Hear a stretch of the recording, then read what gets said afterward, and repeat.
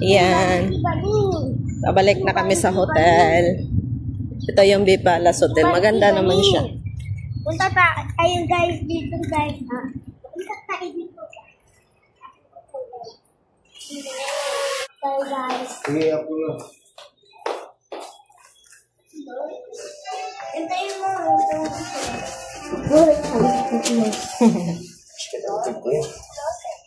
Lutin natin. Nagdala ko ng haplas dyan. Yan, ito yung makikita mo. Sa 4th floor. Yan o, hanggang 5th floor ito. Ito yung makikita mo yung sala na. Ganda, diba? Yan o. Pakita ko lang sa'yo. Ito sa harap naming tinitirang hotel ay Mang Inasal. Sa tapat, mayroong Sunstrong dyan.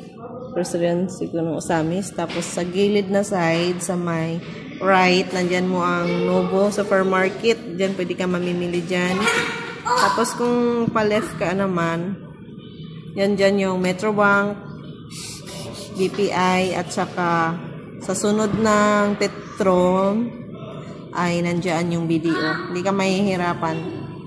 Ayan o. Kung gusto mo rin mag-charge, nandyan lang sa tapat ng Petron. Ganda, diba?